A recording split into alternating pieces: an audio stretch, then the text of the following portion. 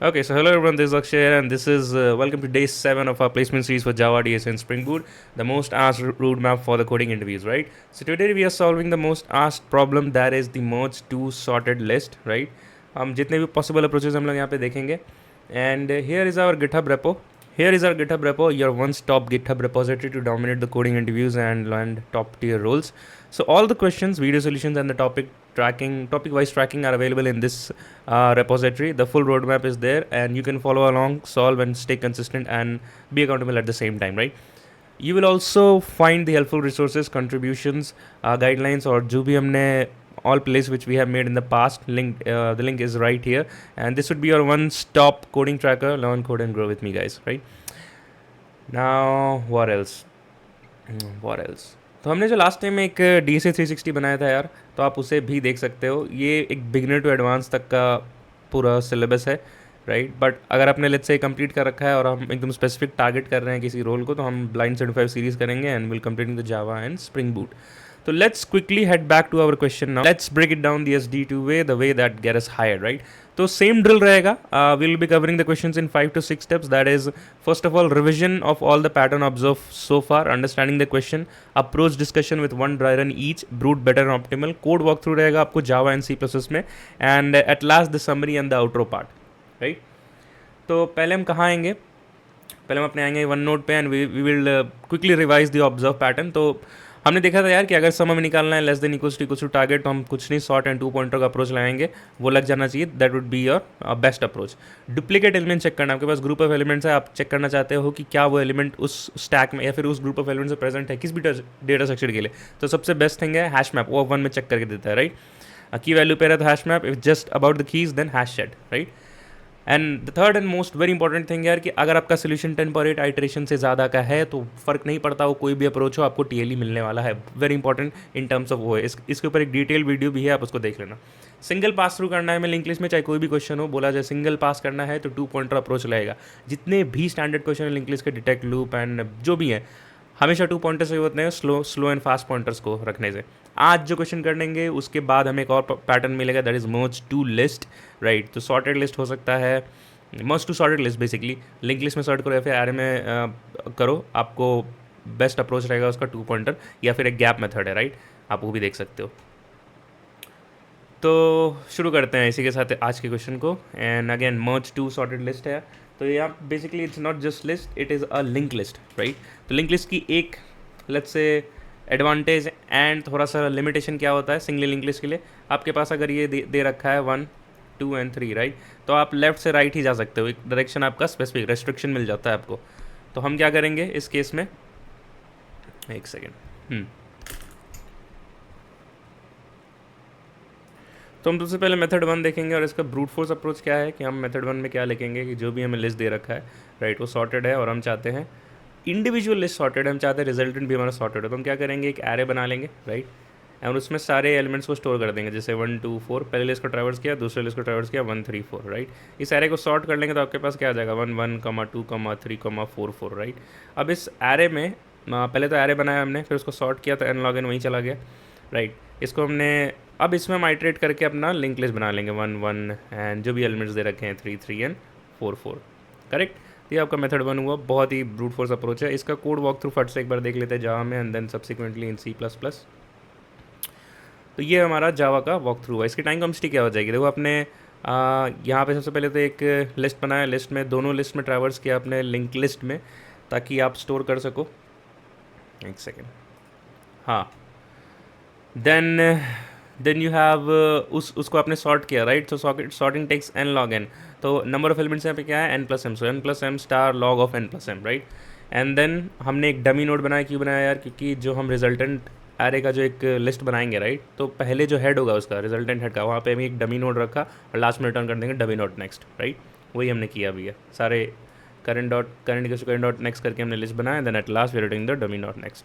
ये हो गया C++ कोड. इसका तुरंत Java code. Then let us quickly see the C++ code as well. So that's the same thing.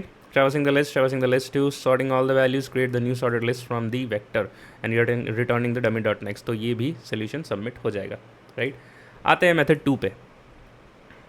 Method 2 पे आएंगे हम, तो हम इसको क्या करेंगे, इसका एक रिकर्सिव वे है सॉर्ट करने का, नहीं एक्चुअली कंबाइन करने का, बेसिकली टू पॉइंटर अप्रोच ही है, बट क्या है कि हम उसको रिकर्सिवली कंबाइन करेंगे। तो बेसिकली हम दोनों लिस्ट में एक साथ ही चलते हैं, राइट, एंड देखते हैं कि कौन सा छोटा है। अगर छोटा है तो हम उसको अपने रिजल्टेंट लिस्ट में ऐड कर देते हैं। लेट्स से हम एक केस लेते हैं 5, 10 and 15 which is our H1 and H1 is pointing to this one, 5 is link to 10, 10 is to 15। Second list हमारा 2, 3 and 20 and this the current pointer is head 2, right. तो अगर आप ये सोचो कि आपके पास एक लिस्ट होता ही नहीं, सिर्फ मतलब दो लिस्ट हैं, राइट, तो एक लिस्ट एम्प्टी भी हो सकती है। तो वैसे केस को हैंडल करने के लिए कि if either of the list is empty, then we have to return the non-empty list. So I'll just say if h1 equals to null, then I would say return h2. Similarly, if h2 is equals to null, then I will return h1. तो ये तो हमारा base case हो गया, right. And data हमें compare करना है कौन सा छोटा है, जो छोटा होगा उसी के लिस्ट में ट्रैवर्स कर जाएंगे, मतलब रिकर्सिव कॉल लगा देंगे। तो एक सिंपल सा बेस केस मेरे को क्या दिख रहा है कि h1 dot data is less than equals to h2 dot data, right. तो हम क्या चाहते हैं कि जो h1 डॉट, जो हमारा h1 का जो लिस्ट है, जैसे 2 है, राइट, इस केस में 2 है हमारा, तो यहाँ पे एक एल्स केस भी पहले लिख लेते हैं, एल्स केस, राइट। तो हम क्या चाहते हैं कि ये 2 जो है हमारा फर्स्ट नोड होगा, that means h2 dot next पे हम रिकर्सिव कॉल लगाएंगे। आगे क्या होगा मैं नहीं पता, अभी लिखते हैं h2 dot next is equals to something. Similarly h1 dot data छोटा होता तो हम h1 के डेटा को लेना चाहते हैं, तो h1 डॉट नेक्स्ट, बाकी वापस इस फंक्शन को कॉल करो और क्या पैरामीटर्स होंगे वो भी डिसाइड कर लेते हैं, राइट। तो हम बोलना चाह रहे हैं h1 डॉट नेक्स्ट। इसमें देखो हमने प्रोसेस कौन से लिस्ट को किया, प्रोसेस हमने किया h1 वाले डेटा को। तो हम किस लिस्ट को पास करेंगे आगे वापस से मर्ज होने के लिए, h1 डॉट नेक्स्ट को पास करेंगे, क्योंकि पहला नोड तो हमने ले लिया, तो उसके बाद के नोड को प्रोसेसिंग करना होगा, और h2 को पास कर देंगे। अब इस केस में देखो 2 तो हमने ले लिया था, तो नेक्स्ट आइटरेशन में कौन सी लिस्ट जाएगी, ये तो पूरी जाएगी और ये 3 से 20 तक जाएगी। तो हम क्या लिखेंगे कि h1 तो पूरा जाएगा, बट यहाँ पे h2 डॉट नेक्स्ट जाएगा, राइट। एंड जब ऐसा हो रहा होगा एल्स केस में, राइट, तो एक बार हम लोग करके देखते हैं। अब एक बार रिकर्शन ट्री देख लेंगे तो हमें समझ में आ जाएगा। तो सबसे पहले क्या होगा, फंक्शन ऑफ 5, 2 पास हुआ, राइट। अब आप देखोगे, लेट्स से ये ए केस था, ये बी केस था, तो इसमें कौन सा केस सेटिस्फाई होगा, डेफिनेटली बी केस सेटिस्फाई हो रहा है, because 5 is less than equals to नहीं है, तो एल्स केस में चला जाएगा। तो देखो इसमें क्या होगा, h2 डॉट नेक्स्ट, मतलब पहला नोड ये है, ठीक है, 2। तो इसमें हमने क्या किया, फंक्शन ऑफ 5, 2 का नेक्स्ट नोड किया था 3, तो 5, 3 पास कर दिया। अगेन बी केस में जाएगा ये, right, that is 5 is less than equal to 3, बिल्कुल ऐसा नहीं है, तो बी केस हो गया। एंड यहाँ पे अगेन इस नोड को कंसिडर करेंगे और अगले रिकर्सिव कॉल में क्या पास हो जाएगा, 5, 3 का जो नेक्स्ट नोड है दैट इज़ 20, तो 20 पास हो गया यहाँ पे, करेक्ट।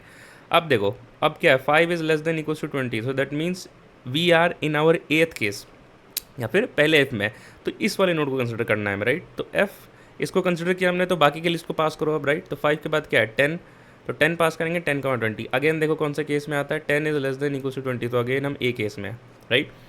तो फिर इसमें क्या होगा, इस नोड को हम कंसिडर कर रहे हैं 10 को, तो 10 के आगे और कौन सी लिस्ट थी, 10 के आगे था हमारा 15। तो हम फंक्शन को क्या बोलेंगे कि भाई आप f, 15, 20 पास करो, राइट। 15, 20 अगेन हमारा 8th केस सेटिस्फाई होता है, करेक्ट। तो यहाँ पे हम इस नोड को कंसिडर करेंगे और हम पास कर देंगे 15 का ये क्या है, नल, 20। देखो यही बेस केस था, if either of the list is empty then return the non empty list. तो हम क्या करेंगे, 20 के बाद अगर और कोई नंबर्स होते 20, 40, 60, तो हमें सबको रिटर्न करना होता, करेक्ट। तो यहाँ पे क्या होगा, डायरेक्ट यहाँ से 20 रिटर्न हो जाएगा, रेफरेंस ऑफ 20, ठीक है, हमारे बेस केस के हिसाब से। चलो अब हमने रिकर्सिव कॉल तो देख लिया, लेकिन जब ये पेरेंट कॉल पे वापस जाएगा तब कौन सा एलिमेंट रिटर्न होना चाहिए था। देखो जिस नोड को हमने कंसिडर किया है, राइट, ये हमारा आंसर है, तो वही रिटर्न भी होना चाहिए, करेक्ट। तो जहाँ जहाँ हमने लिखा है h1 डॉट नेक्स्ट, तो हम वहाँ पे कर देंगे रिटर्न h1, यहाँ लिख देंगे रिटर्न h2, राइट, क्योंकि जो हमारा आंसर है भाई वो मिलना भी तो चाहिए, तभी तो लिंक लिस्ट बनाएंगे, राइट। तो जब इसने बोला कि h1 dot next equals to function of this, तो मतलब यहाँ क्या पता है, यहाँ पे हम बोल रहे हैं h2, इस ये एल्स केस है, राइट। तो h2 डॉट नेक्स्ट मतलब 2 dot next is equals to this function, right. And similarly हमने पता किया कि अब ये पेरेंट कॉल पे जाएगा, तो जो जो हमने नोट्स चूज़ किए वही रिटर्न होते हैं। यहाँ से 15 रिटर्न होगा, यहाँ से 10 रिटर्न होगा, यहाँ से 5 रिटर्न होगा, यहाँ से 3 रिटर्न होगा, राइट। तो आप देखो लिंक लिस्ट क्या बन के आ रही है, 2, 3, 5, 10, 15 एंड 20, और यही तो हमारा आंसर था यार, यही तो हमारा आंसर था।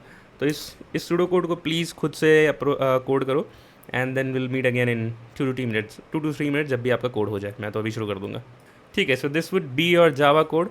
तो हमने एक मर्ज फंक्शन बनाया and we are calling that and we are checking if either of the list is empty base cases, then will return the non empty list and we are checking for the two values. जो भी element छोटा है उसके list में आगे traverse करेंगे h1 dot next comma h2, right. और क्योंकि हमने छोटे एलिमेंट को कंसिडर किया है तो उस आंसर को हम लोग रिटर्न भी करेंगे as considering the node of h1 data, और यहाँ पे as considering the node h2 dot data. Time complexity क्या हो जाएगी इसके, आप देख सकते हो कि सोल्यूशन तो सबमिट हो ही गया। तो सारे नोड को हम लोग विजिट कर रहे हैं, तो O of N plus M, right. N space क्या होगा, N plus M recursive stack space. भैया ये थोड़ा समझा दो कि रिकर्सिव स्टैक स्पेस क्या होता है और एन प्लस एम कैसे हो गया। देखो रिकर्सिव स्टैक स्पेस का क्या मतलब होता है, ये जो हमने ड्राई रन किया ना यार, ये कहीं तो सेव हो रहा होगा। क्यों सेव हो रहा होगा ये भी क्वेश्चन हो सकता है, कैसे सेव हो रहा है आपको कैसे पता चला। देखो 5,2 5,3 को कॉल किया and 5,20 and similar so on and so fourth. जब हम लास्ट कॉल पे आ गए थे बेस केस में, तो ये इसने रिटर्न किया, राइट। रिटर्न किया मतलब कहीं तो ये चीज़ स्टोर हो रखी होगी, राइट। और ये क्या हो रहा है, last in first out LIFO हो रहा है, तो रिकर्सिव स्टैक बोलते हैं इसको। बैक एंड मीडिया यूज होता है रिकर्सिव स्टैक। रिकर्जन को यूज़ करने के लिए जो स्पेस यूज़ किया है उसको बोलते हैं रिकर्सिव स्टैक। और इसके स्पेस को हम लोग को कंसिडर करना पड़ेगा क्योंकि हम रिकर्शन कोड लिख रहे हैं, तो रिकर्जन कोड लिख रहे हैं तो रिकर्सिव स्टैक स्पेस साथ में आता है। तो एट मैक्स आप देखो ये स्टैक है हमारा, कितने एलिमेंट्स एट मैक्स स्टोर हो रखे हैं, सारे के सारे एलिमेंट्स ही। तो क्या बोलेंगे n plus M, right. Hope आपको बात क्लियर होगी। तुरंत से आते हैं मेथड 3 पे। अब मेथड 3 पे आते हैं, तो मेथड 3 क्या बोलता है यार, हम सेम चीज़ करेंगे, two pointer approach but iterative approach, right. देखो इसमें क्या होगा, 5, 10 and 15 we have 2, 3 and 20 we have, right. ये हमारा h1 हो गया, ये हमारा h2 हो गया, राइट। जिसका डेटा छोटा उसको हमें लेके आगे बढ़ जाना है। और ये काम कब तक करते रहेंगे, जब तक दोनों लिस्ट में डेटा प्रेजेंट है, राइट। तो क्या हम कह सकते हैं कि एक वाइल लूप लिखना होगा हमें, right. While h1 not equals to null and h2 is not equals to null, मैं ऐसे लिख दे रहा हूँ NULL, राइट। तो हमें क्या करना होगा, एक अगेन से इफ एल्स लगेगा यहाँ पे कि कौन सा डेटा छोटा, अगर h1 का डेटा छोटा है, h2 का छोटा है तो h2 को आगे बढ़ा दो, राइट। और एक डमी नोड में वापस से बनाना पड़ेगा क्योंकि h1 h2 तो आगे बढ़ता चला जा रहा है, तो हम एक डमी नोड बनाएंगे विच लेट्स से वैल्यू एज -1। आप कुछ भी उसमें नाम लग दो, -2 -5 जो भी मर्जी आपका नंबर, राइट। फिर एक करंट पॉइंटर भी रखेंगे इसको आइटरेट करने के लिए। तो current dot next equals to h2 हो गया and h2 equals to h2 dot next, ठीक है। अगेन इसमें छोटा कौन है, 3 अभी भी छोटा है तो h2 अब फिर से आगे बढ़ जाएगा। अब देखो छोटा कौन है 5 और 20 में, 5 इज स्मॉलर तो h1 आगे बढ़ जाएगा। 10 and 20 which one is smaller, 10 so h1 आगे बढ़ जाएगा। Now 15 and 20 which one is smaller, 15 तो h1 आगे बढ़ जाएगा, राइट। तो अब देखो one list has already been empty और अभी भी दूसरे लिस्ट में डेटा बचा हुआ है, हो सकता है यहाँ पे 40 एंड 60 एंड 70 कुछ और भी होता, राइट। तो this would be our first step. Second step traverse in both list. Third step कि traverse for either remaining non-empty list, right. यही होगा। चलो यही है इसका ड्राई रन और इंट्यूशन। यार टाइम एंड स्पेस बता दो फटाफट। टाइम एंड स्पेस क्या हो जाएगा, O of n plus m because we are traversing for each and every node. हम 2 पॉइंटर लगा रहे हैं बट सारे नोड को भी विजिट किया है। स्पेस क्या हो जाएगा फटाफट बताओ, O ऑफ 1 क्योंकि हमने कोई भी स्पेस यूज़ नहीं किया है except some 2 pointers h1 and h2, राइट, and dummy and current variables. ठीक है, चलते हैं अपने कोड वॉक थ्रू पे। We will see first the Java code. अच्छा, सेकंड अप्रोच जो था हमारा उसका ये आपका C++ का कोड है, the same thing we have written here. Method third के जावा कोड पे फट से आते हैं। So first we are treating the dummy node and then we are traversing for the both link list and adding and iterating in the smaller one, right.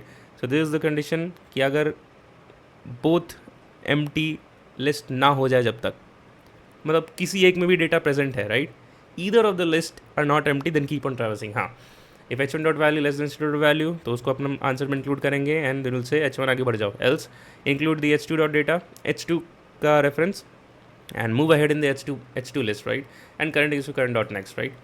This is nothing but the adding the node at the list of our resultant node which has the head as dummy, and that is why हमने last में return dummy dot next किया, and these two conditions are just to traverse through either of the remaining non-empty list।